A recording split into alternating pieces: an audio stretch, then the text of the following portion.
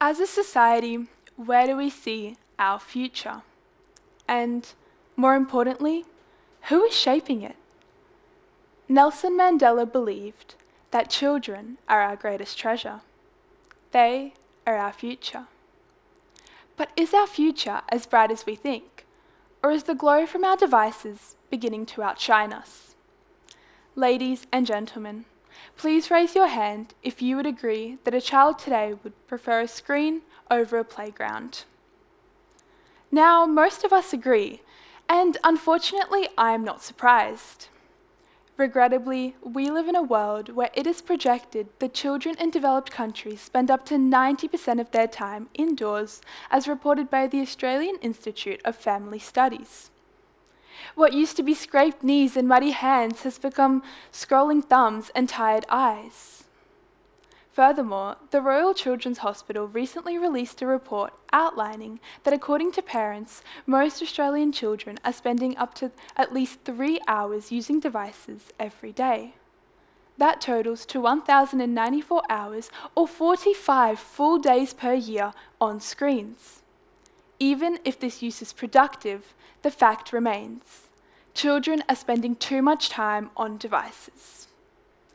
Today, I'd like to challenge society's accepted model of defaulting to screens as a solution for every tantrum, boredom, or idle moment, because we are actively transforming childhood into a passive experience.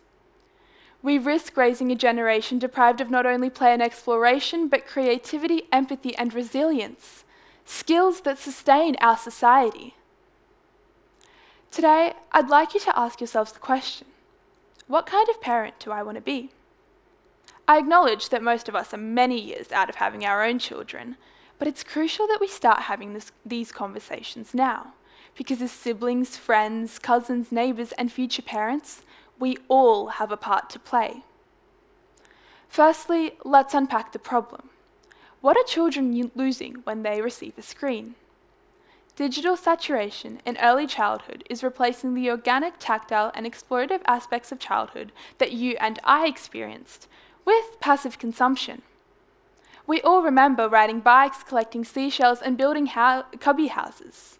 These are memories of us making sense of the world, something that a screen cannot replicate. Children learn about the world through touching, moving, creating, and imagining. Psychologists describe this as sensory motor learning, where physical play helps wire the brain for problem-solving, empathy, and creativity.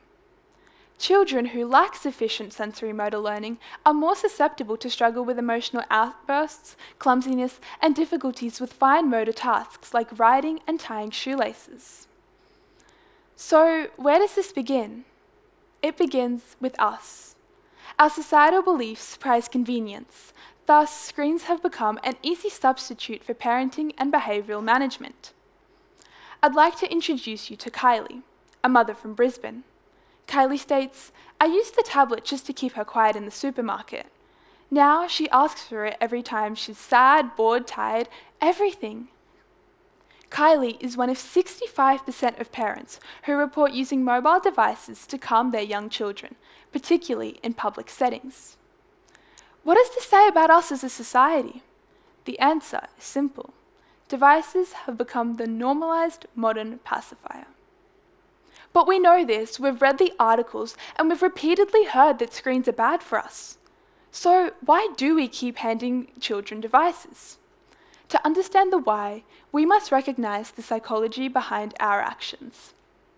When we hand a crying child a device, we trigger a powerful dopamine loop in both our brains.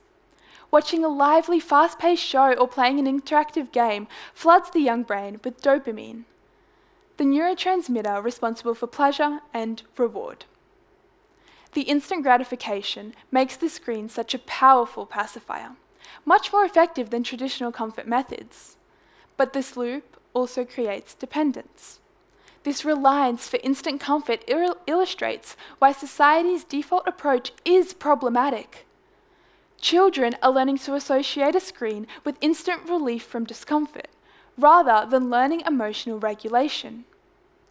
The impact is that we are actively outsourcing the burden of handling our difficult emotions to the immediate solution of screens, skipping a vital part of growing up.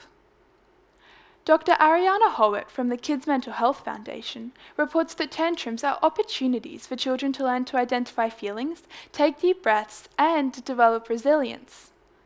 Dispensing a device skips these lessons, leaving emotional skills underdeveloped for when they enter their adolescent years.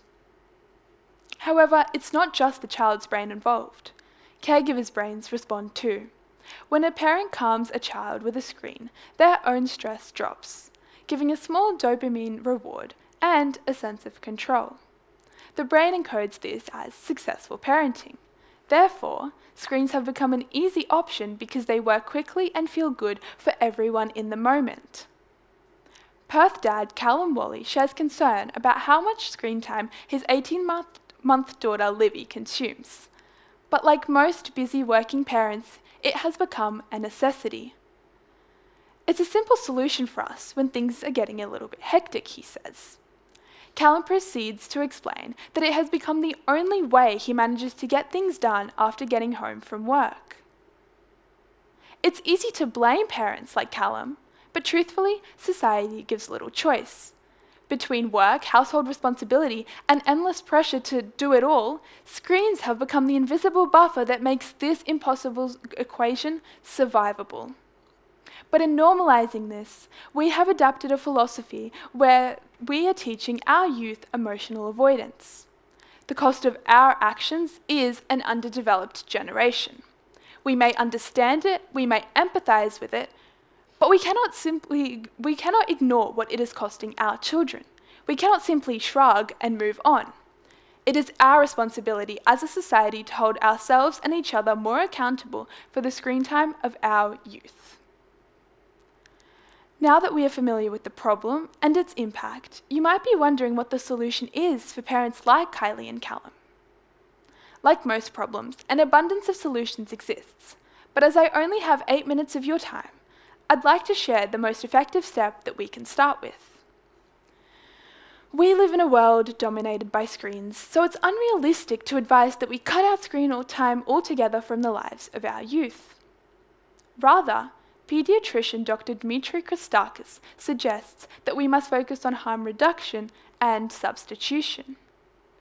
Caregivers today understand the importance of reading food labels and creating balanced diets for their children. We read labels, monitor sugar, we teach moderation. But what about the diet of the mind? In today's world, Dr. Christakis suggests that we also need to think about media diets. Because, just like food, not all media is bad, but not all is good either. But what does this look like? To build healthier habits, parents must be intentional. This means offering regulation before stimulation. Take a breath together, share a story, or offer a sip of water, as this will allow the child to express and process the emotion they are experiencing rather than suppressing it. Screens should be planned, not used in moments of emotional overwhelm. It is our responsibility to disconnect screens from emotional soothing and protect the next generation. Our future rests upon how we sculpt childhood today. If we fail to moderate screen time, we jeopardize fostering a generation estranged from creativity, empathy, and real-world problem solving. Technology is a tool, so let's not use it as a crutch.